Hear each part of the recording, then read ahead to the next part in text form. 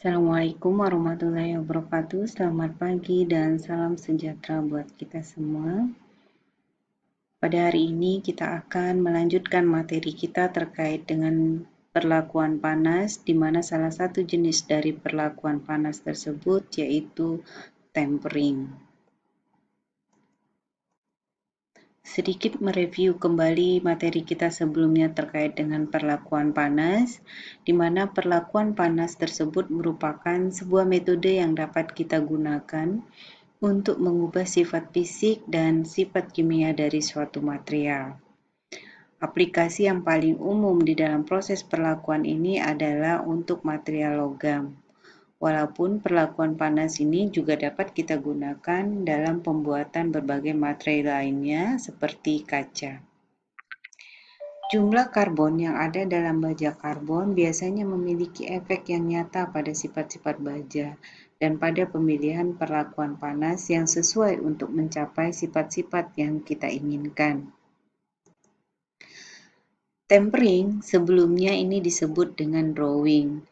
Tempering ini sendiri terdiri dari pemanasan ulang baja yang di-quench pada suhu yang sesuai di bawah suhu transformasi untuk waktu yang tepat dan pendinginan kembali ke suhu kamar.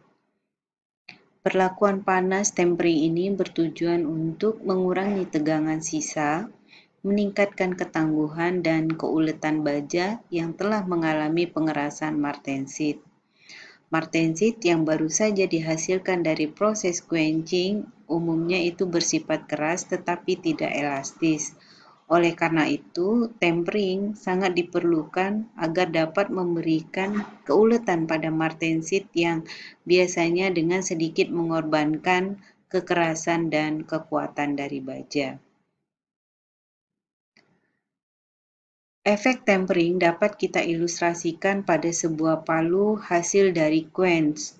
Apabila kepala palu tersebut kita quench menjadi struktur martensit sepenuhnya, maka kemungkinan palu tersebut akan retak setelah kita pukulkan beberapa kali. Tempering selama proses pembuatan palu akan dapat memberikan ketahanan terhadap guncangan dengan hanya sedikit menurunkan kekerasannya. Tempering dilakukan dengan memanaskan bagian yang didinginkan ke beberapa titik di bawah suhu transformasi, kemudian kita tahan pada suhu ini selama 1 jam atau lebih, tergantung pada ukuran materialnya. Perubahan struktur mikro yang menyertai proses tempering ini termasuk hilangnya pola martensit yang melingkar dan presipitasi partikel karbida kecil. Struktur mikro ini disebut sebagai martensit temper. Hampir selalu dilakukan setelah perlakuan panas sebagai bagian dari proses austenitisasi adalah proses tempering. Hal ini karena kurangnya ketangguhan dan keuletan yang memadai setelah proses perlakuan panas. Keberadaan martensit karbon tinggi bukanlah bahan yang berguna di dalam baja meskipun memiliki kekuatan yang besar tetapi terlalu rapuh.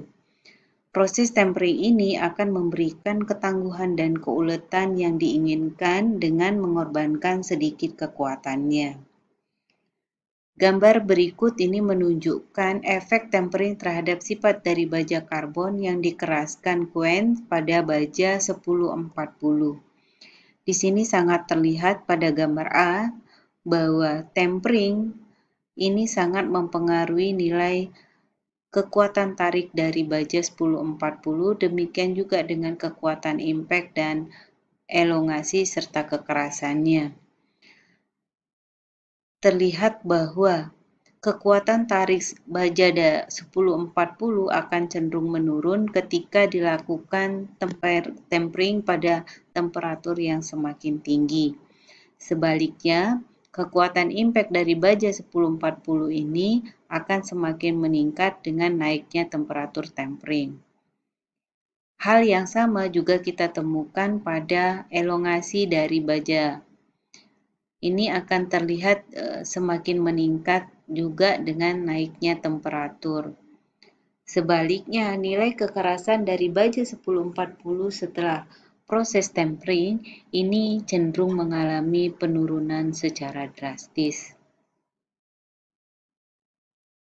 Hal inilah yang menunjukkan bahwa tempering akan memiliki pengaruh yang besar terhadap sifat mekanik dari baja yang kita inginkan.